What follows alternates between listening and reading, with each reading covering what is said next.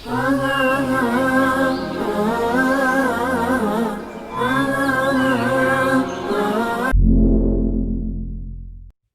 dan Assalamualaikum. Hari ini saya nak ajak korang semua berkenalan dengan ilmu tajwid. Jadi jom kita mulakan. Ilmu tajwid ini merupakan salah satu cabang ilmu yang berkaitan dengan bacaan dan cara menyebut lafaz Al-Quran. Jadi ilmu tajwid ini adalah setinggi-tinggi ilmu dalam konteks pembelajaran Al-Quran. Apa makna tajwid ni? Tajwid ini diambil daripada perkataan Arab iaitu jawwada, yujawidu, tajwid. Dari segi bahasa, tajwid ditakrifkan sebagai memperelokkan, mempercantikkan, memperbaiki. Manakala dari segi istilah pula, ilmu yang mengeluarkan atau menyebut setiap makhrajnya, yakni tempat keluar huruf, dengan memberi haknya dan mustahaknya dengan betul. Selain itu, apakah hukum kita sebagai seorang yang beragama Islam ni mempelajari tajwid? Yang pertama, fardu kifayah bagi mempelajari tajwid. Untuk kita belajar tajwid itu fardu kifayah. Yang kedua, fardu ain, wajib bagi setiap mukallaf sama ada lelaki atau perempuan mengamalkan dan mempraktikkan ilmu tajwid dalam bacaan Al-Quran. Dalil mengenai tajwid ni ada tak? Ada. Antaranya surah Al-Muzammil ayat keempat. Allah berfirman yang bermaksud, bacalah ayat Al-Quran dengan bertartil. Sebab apa kita kena belajar ilmu tajwid ni? Yang pertama, untuk elakkan diri dari kesalahan membaca Al-Quran. Yang kedua, membiasakan bacaan Al-Quran dengan kitab-kitab agama lain. Dan yang paling penting adalah supaya maksud ayat Al-Quran yang dibaca tidak terpesong dari makna yang sebenar. Apa yang dapat kita simpulkan di sini ialah ilmu tajwid merupakan semulia-mulia ilmu kerana ia berkaitan dengan Al-Quran, iaitu kitab Allah dan juga kalam Allah. Besar pahalanya kalau kita mempelajari ilmu ini. Sekian, terima kasih.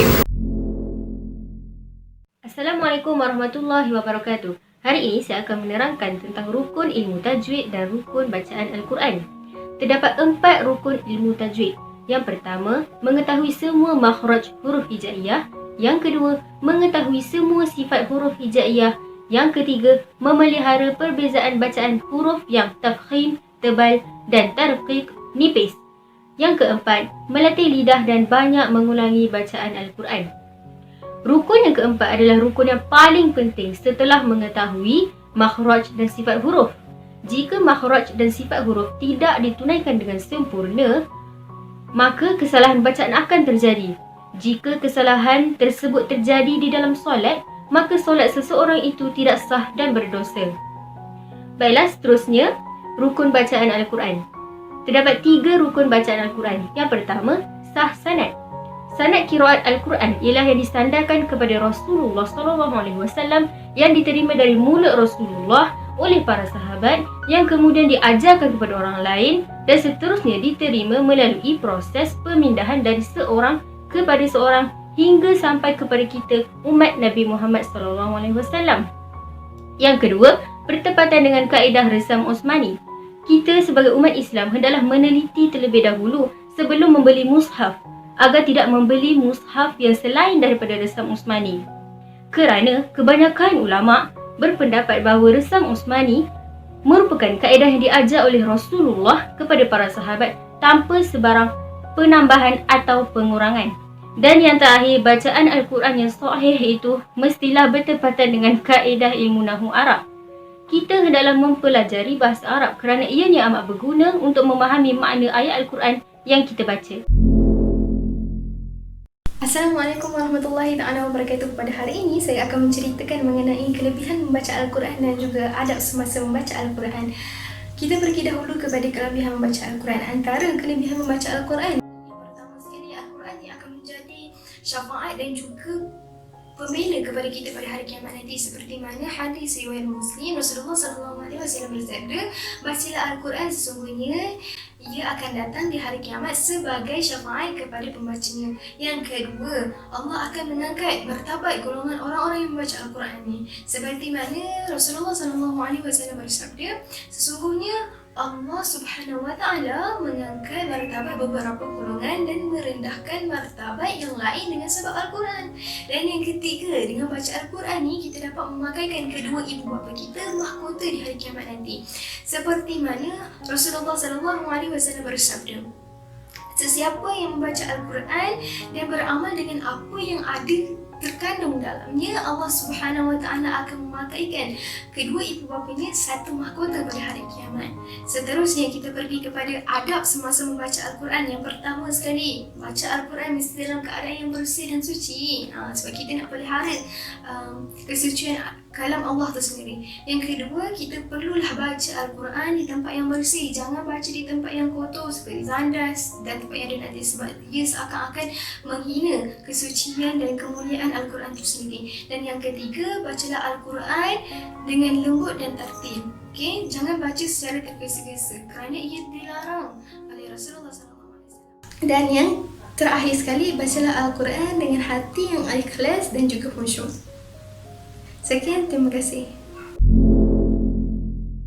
Assalamualaikum warahmatullahi wabarakatuh. Apa itu ilmu tajwid? Secara umumnya kita tahu bahawa ilmu tajwid mestilah berkait rapat dengan pembacaan Al-Quran. Oleh itu, pada hari ini saya akan menyentuh tentang salah satu hukum berkaitan Al-Quran, iaitu hukum menyentuh dan membaca Al-Quran ketika berhadas. Utamanya, menyentuh Al-Quran ketika berhadas. Menurut Al-Sabil Umar bin Muhammad, menyentuh Al-Quran dalam keadaan berhadas kecil ataupun berhadas besar adalah haram. Ini jelas berdasarkan firman Allah dalam surah Al-Waqi'ah ayat 79 yang bermaksud tidak menyentuhnya Al-Quran kecuali orang-orang yang suci. Larangan ini adalah untuk meninggikan dan memuliakan Al-Quran. Namun demikian berlaku dalam beberapa keadaan yang menyebabkan berubahnya hukum.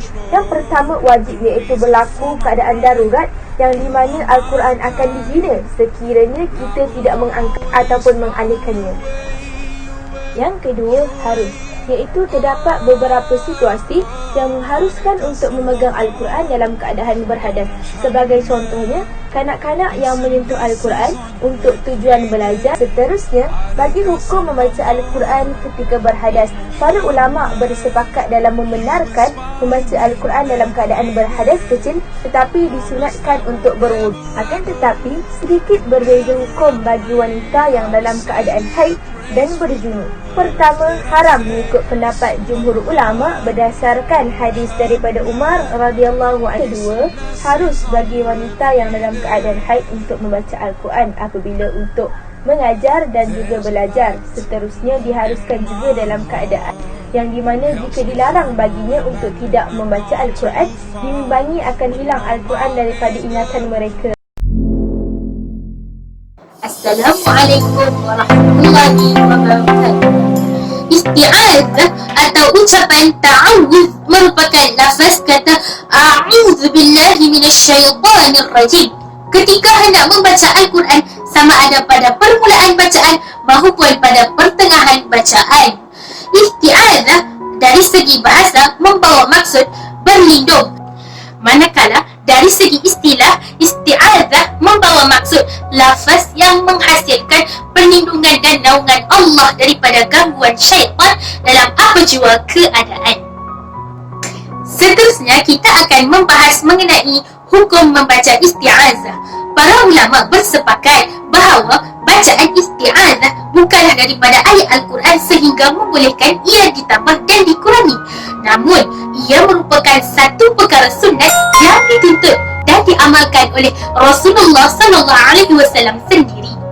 Topik seterusnya yang akan dibincangkan adalah mengenai bacaan basmalah.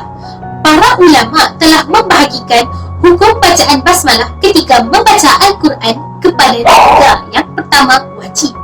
Yang kedua, sunat. Yang ketiga, makruh atau haram. Yang pertama, wajib. Wajib pada awal surah Al-Fatihah mengikut mazhab Asy-Syafi'i kerana basmalah dikira salah satu daripada 7 ayat surah Al-Fatihah. Yang kedua, sunat. Sunat pada awal atau pertengahan surah selain surah At-Taubah.